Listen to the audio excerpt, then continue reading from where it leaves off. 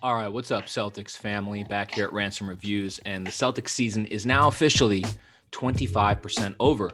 So I figured what better time than now to do a quarter report card for the Celtics. So I'm going to look at every single player on the roster and Coach Brad Stevens and the team overall as a whole and give them all letter grade. How fun does that sound?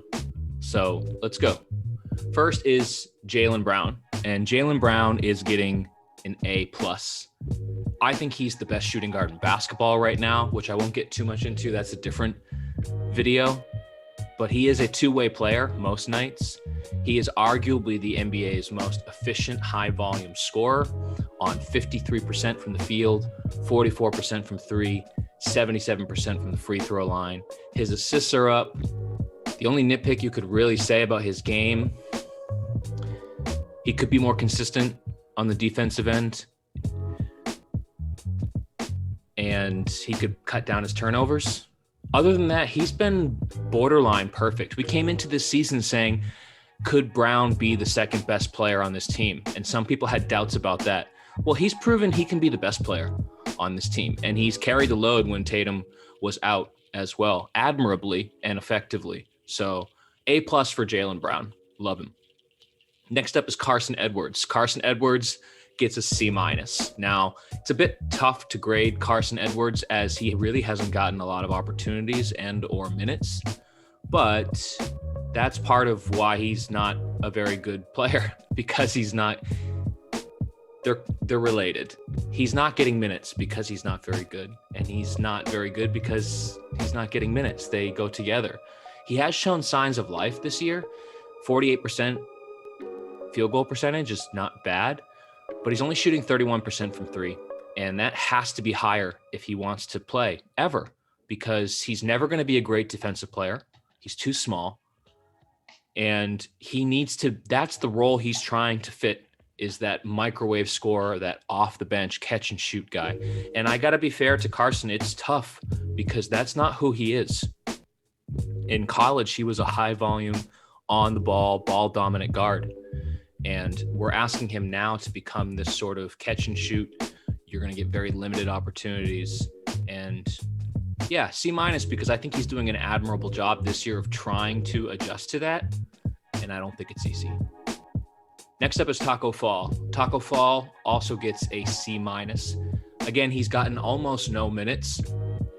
And honestly, at times I can't understand why, especially in matchups like Joel Embiid, who seems like would be the perfect person to match Taco up against, but Brad doesn't play him almost ever.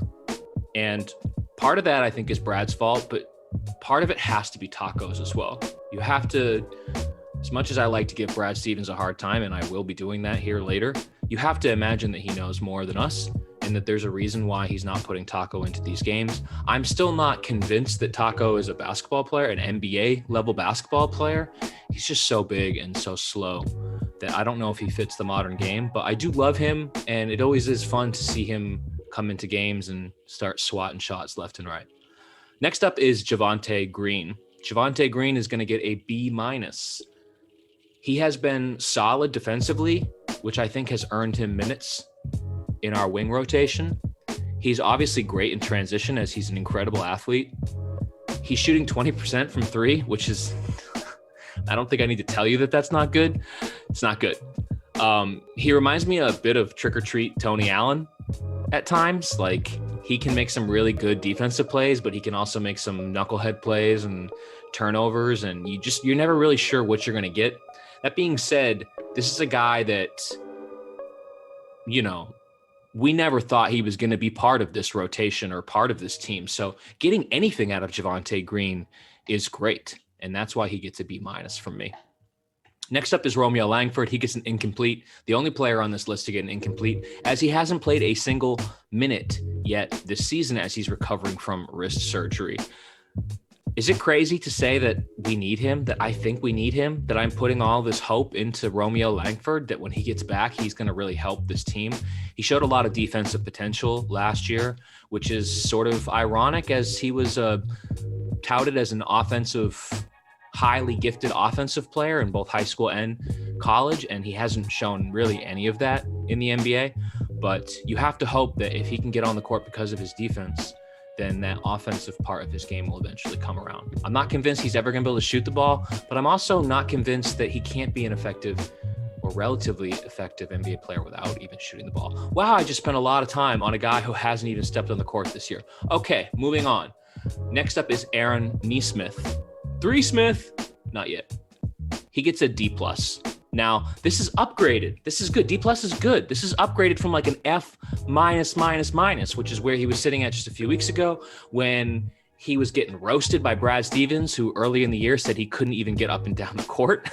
This is a guy who was taken with the last pick in the lottery, couldn't even get up and down the court, saw almost no minutes. Nobody could understand why. Well, when he finally did get put out there, we all understood why. He didn't have any idea how to play basketball. He just looked so confused and not ready, and especially defensively looked just atrocious. And what really worried me was that this is the guy who a lot of people were saying was the best three-point shooter in college basketball last year. And that just seems like something that you wouldn't forget how to do, that you could come into the NBA, and even if you're not up on the defensive schemes and you haven't figured out how to really fit into the team element, that you should still be able to shoot.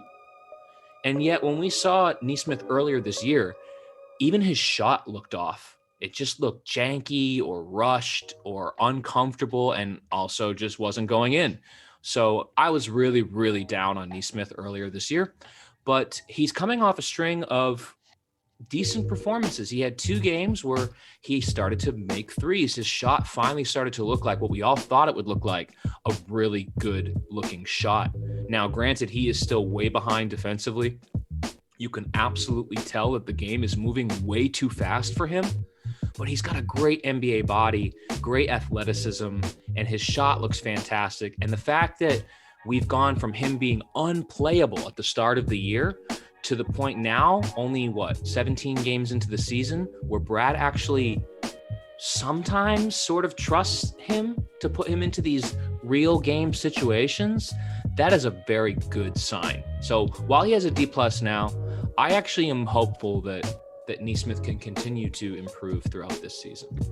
Okay, next up is Shemi Ojeleye, who gets a C, which is the nicest thing I could ever say about Shemi, because he's been an F in my book ever since I first laid eyes on him in every area except for weightlifting and curling. I've always hated Ojeleye. I've never understood the fascination with Ojeleye as a player. He's been useless offensively his entire career, hasn't really shown a lot of progression. But, his three-pointers are going in a little bit this year. He's shooting 36% from 3. Of course, he's always relatively solid, if unspectacular, on defense. You can trust him. I don't know what that's worth. It's worth a C, I guess. But yeah, not completely useless this year, which is great. But I would still rather have Desmond Bane every day of the week, twice on Sunday. Okay, after Ojeleye, we've got, I'm going to start drooling, Peyton Pritchard. Peyton Pritchard gets an A+ for me. I am officially smitten and completely in love with this kid. So this might be, a bit over the top, but he gets an A+. If you look at his numbers, they're not amazing, but if you watch every single game like I do, the eye test with this kid is absolutely through the roof. He can play. He moves the ball. The ball moves more when he's in the game than anybody else on our entire team. He makes everyone around him better. He doesn't take too many shots. He plays within the team. He competes on defense. He's shooting 49% from the field, 43% from 3, and 90% from the free throw line. I just think this kid is fantastic. Honestly, I would trade Kemba tomorrow and start Pritchard. That's how crazy I am about Peyton Pritchard. But yeah, for where he was drafted late in the first round, which is a spot where a lot of players never contribute at all, this kid looks like a major part of this team moving forward. So for me, Peyton Pritchard, A+. Next up is Marcus Smart. I have changed my opinion on Marcus Smart more than I've changed clothes over the past 5-6 years he's been in the NBA. I love him one day, I hate him the next. I love him, I hate him. I've kind of just come to accept him, but he's getting a C+. And, he is one of the most confident, horrible shooters I've ever seen in my life. He is going to go down in history as arguably the worst percentage shooter ever in the history of the NBA for how many shots he takes. And this season, he's regressed a little bit. Like, it actually seemed like the last couple of seasons, his three-pointer was actually starting to get almost decent. I think last year he shot 35% and the year before 36%. And you started to think, oh, wow, if you can shoot 36, that's not so bad. But he's down to 33% from three this year. He's always horrible from 2-point percentage, 40% this year from two. 74% from the line. Even his free throw percentage has gone down. Now, that wouldn't be that bad if he was focusing on the defensive side of the ball, but his defense has been spotty. He's had brilliant defensive performances and he's had really bad ones. And honestly, as a team, the Celtics are horrible defensively right now, and it's not fair to pin that all on Marcus Smart. It's incredibly not fair. But I'm kind of pinning some of it on him because he's supposed to be a first-team all-NBA level defender, and yet our team is awful defensively. So he needs to take some responsibility for that. And I just don't love what I've seen from him outside of him, his assist numbers being up, which I have really liked to see. Nobody likes seeing Marcus Smart shoot the ball 15, 20 times a night. It's just not what we want. What we want is him giving 100% effort defensively in every single game, focusing completely and utterly on defense. And yeah, sure, if he has a wide open shot, then take it. But I still haven't seen the proper balance with Marcus that I'd like to see, which is 100% energy and focus on the defensive side of things. And if you've got an open shot, take it. But stop trying to do too much offensively focus on the D, Marcus. It's not going to work, but I'll try anyways. Okay, next up is Tatum. For me, Tatum gets an A. He has been great. He's shooting 44% from three. His assists are way up. That's probably the biggest development in his game, is that he's finding a way to pass out of these double and triple teams that he's seeing more and more often, which is an amazing sign for such a young player. I love seeing that. But I'm never going to give Tatum an A+ until he learns how to finish around the rim and get to the free throw line.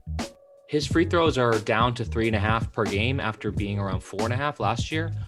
And I hate it. I hate the fact that our best player, who's like this borderline top 10 NBA player, can't get to the free throw line. If you were to look at the list of top 10 NBA players, it would be impossible for you to find a guy on that list that gets to the free throw line 3.5 times a game.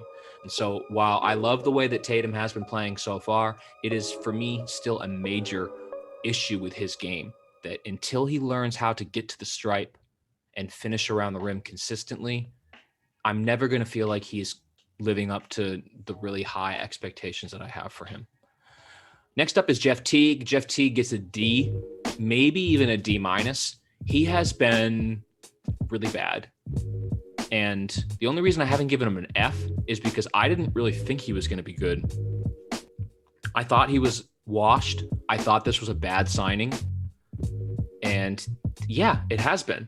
He's shooting 33% from the field, which is disgusting. And that's for a guy who's supposed to be an offensive boost off the bench. So it's like the one thing that you want him to do, not only is he not doing, but he's horrific at it. And I just don't like how he plays. He holds the ball too long. He's not making guys around him better. He's not moving the ball. Honestly, at this point, if we cut Jeff Teague tomorrow, I would be fine with that. Okay, Daniel Theis is up next, and I'm going to give Theis a B+. He started the year really, really badly. I don't know if he was still recovering from his off-season knee surgery or what was going on, but he looked awful. Couldn't shoot the three, couldn't move, couldn't jump, was getting burnt defensively, which you never see. But lately, he's been really, really good. He's bounced back, and he is undoubtedly our best big man. His three-pointer is coming around. I think he's shooting 33% now, which is just about where you'd expect him or want him to be. He's playing really solid defense, although he still fouls way too much. And yeah, he can't guard Joel Embiid. He's 6'8". He's like a fat Tatum. Give him a break, okay? Next up is Tristan Thompson, who gets a D minus. And the only reason he's not getting an F is because I think that he is a third string center. And as a third string center, he's a D for decent. He's a decent third string center. Now, if you wanted to rate him in any other way, if you were expecting him to put us over the top or really help us make a championship run, then he's absolutely an F minus, if that's even possible. He's awful. I hate him. He's been so bad. He's been such a massive disappointment. He has stone hands. He can't catch the ball. He can't shoot the ball. He can't shoot free throws. He can't pass. He can't jump. And he's supposed to be this great defender. Haven't seen it. I've seen him get toasted by pretty much everybody. The defense is not there. So what can he do?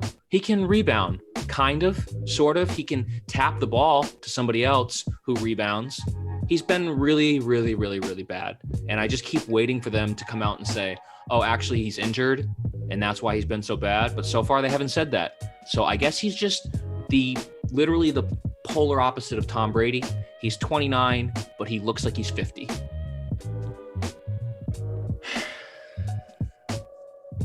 Kemba Walker up next. Kemba Walker gets a C+ from me. Now, it's kind of difficult to grade Kemba Walker because he's only been back for a handful of games, and he probably needs more time before I really give him a grade.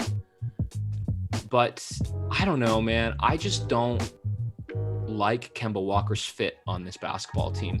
I haven't forever. Since we signed him, I didn't think it was a great idea. And as Jalen progresses and Tatum progresses, I actually like the fit less and less and less, because all three of those guys need the ball.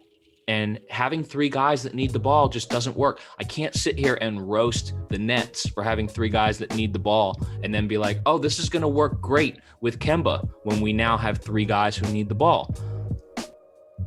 I want the ball to be in Brown and Tatum's hands, but Kemba needs the ball too. He's just not an off-ball guy. And to be honest, he's not scoring efficiently enough to justify him taking shots away from these two guys. Right now, he's shooting 43% from the field and 35% from three.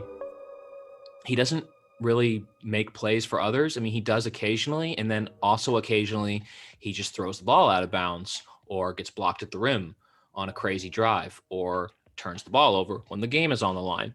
So we also know he gets picked on defensively. So what I'm wondering is, like, where is his value? Because everyone acts like he's this deadly shooter, but he's not. If you look at the numbers, he's just, how is 35% from three a deadly shooter? It's not. It's really not. And I don't get the fascination with Kemba Walker. And I don't know. I like him as a human being. I just don't think he fits on this team. I think he belongs on another team where he can be the ball dominant guard and he can take, 20, 25 shots a game. And then when he shoots 35% from three, when he's shooting 20, 25 shots a game, it's okay. But when you get like 8 or 9 or 10 shots a game, 15 shots a game, and you're shooting 43 from the field and 35 from three, and scoring is really all you bring to a team, I don't really see the value in that. Next up is Tremont Waters. While we're speaking of people who don't bring value, Waters gets a D-. It seems like he's regressed since last year, and he wasn't even good last year. So that's a bummer. He's too small. We all know that he's too small. So what does he have to do to make it if he's too small? He needs to shoot threes really, really well, which he hasn't shown he can do so far. And he needs to be able to make plays for others, which he also definitely hasn't shown this year. I do feel bad for him in a way that, when you get your minutes limited so much, I'm sure that you feel that pressure every time you get out there that you've got to make something happen. You've got to be aggressive and look for your own shot, because you never know when you're going to get a chance again. And unfortunately, that has just made him look selfish at times. And we don't need a selfish 5'10" point guard taking shots away from other players. It's just not a good look for Tremont Waters. Next up is Grant Williams. Grant Williams, I also give a D-. The only reason he doesn't get an F is because he's shooting the corner three pretty well, and he screens well. Isn't that a weird thing? We've got a player who has a roster spot on our team because he knows how to set screens. I mean, he is a really good screener, but seriously, like that's what keeps you in the NBA, is setting screens. He's clearly regressed. He was like a pretty good defender last year. He is an awful defender now. He just doesn't know how to play good defense anymore. And I don't even know if it's his fault, because just look at him. He's too short. He's too slow. He can't jump. Why did we draft this guy? Who looked at him and said, oh, here's a good idea. Here's a guy who's like Barkley, but smaller, but also not athletic, and said, let's draft him. That's a great idea. I don't get it. I didn't get it last year. I super don't get it this year. Sorry, Grant. Next up is Robert Williams, who gets a B. He has been incredibly efficient with his minutes. His per 36 numbers are mind-blowing, but for some reason he can't get more than 15 minutes per game. And I can't figure out if it's his fault or Brad's fault. Obviously, he had COVID and that kept him out a while, and now he's back, and maybe his minutes are limited because he's still recovering. But it's got to be more than that, because this has been going on all season, where Robert Williams comes in, looks better than all of our other centers, and then plays 12 minutes a game. And I just can't quite figure it out. But until he shows that he can actually play 20, 25 minutes a game, I can't really give him more than a B. He hasn't proven reliable enough. Which brings us to Brad Stevens, who I am going to give a C. I think if you look at the Celtics record and the fact that we started the year without Kemba Walker and we went 2 weeks, I think, without Jason Tatum, you'd have to say he's doing pretty well with a roster that at times doesn't make that much sense. But there's also things going on which I really don't like. As I mentioned, I really don't like the fact that he's not giving Robert Williams minutes over Tristan Thompson, who is literally like Weekend at Bernie's, just dead body on the basketball court. I don't like him ever running the double big lineup. It hasn't worked. I don't know why he thinks it's going to work. I actually feel like he's putting the double bigs out there to be bad on purpose, to send a message to Danny Ainge, like, this is the crap you gave me, and this is what I'm going to stick on the court, and it's your fault. We're going to look bad because you gave me this crap. Trade some of these crappy centers, Danny. I probably just made that up. I kind of feel like there's some of that going on. Also, as I mentioned, the Celtics defense has not been good this year. That's probably the nicest way to say it. And Brad Stevens is a defensive coach, and he takes pride on the defensive side of things. And the fact that the Celtics are almost always a top 5, top 10 defensive team in the NBA since Brad Stevens has gotten here. Right now, we are well below average. I think we are in the bottom third defensively. And Brad Stevens has to take a major part of the responsibility for that. Our D has been shit. And I definitely blame Brad more than anybody else individually. He needs to get these guys playing defense. And so far, he has not been able to do that. And it is a major concern. Which brings us to, of course, the Celtics as a team overall, who I am giving a B. I actually, strangely enough, going against my homeristic vibes, tendencies, I gave the Celtics in my preseason poll the 6th seed in the Eastern Conference. Even though I was tempted to put them second, I was like, come on, man. Gordon's gone. Kemba's hurt. So I put them 6th. And right now, unfortunately, they're making me look pretty smart, because they're definitely trending towards 6th place. I think they're 5th in the East right now. But overall, we're 10-7. Our record is decent. We have a +2 or 3 point differential. So, things could be much worse, I think. And we've had moments where we've looked really, really good, which surprised me. And I think a lot of that is due to Jaylen Brown's ascendance as, like I said earlier, top shooting guard in basketball. But, we've also had a couple of alarming losses. The loss to the Nets at the start of the year was horrifying. And the loss to, was it the Knicks? I've already blocked it out. PTSD. But the loss to the Knicks a few weeks ago was scarring emotionally. So these kind of losses you really don't see championship teams doing that. Now, I don't think this is a championship team, so that's fine. But some people seem to think we are. I don't think championship teams lose to the Knicks by 30, but those are worrying losses. And even more worrying than that, as I said, is just the defensive side of things. If we cannot figure out how to play consistent, hard-nosed defense, I cannot see this team being successful. And so far, this team has not shown the ability to consistently play hard-nosed defense. So until that happens, we're going to be an adequate team. Where I place us, we're going to be a 6th seed or a 5th seed or a 4th seed, and we're probably going to get bounced in the second round. I mean, it depends on matchups. We could easily lose in the first round or the second round. We could make the Eastern Conference Finals, but this is not a championship team, I don't think. Even if we do play elite defense, I don't think it is. But if we can get the defensive side of things figured out, there is at least hope.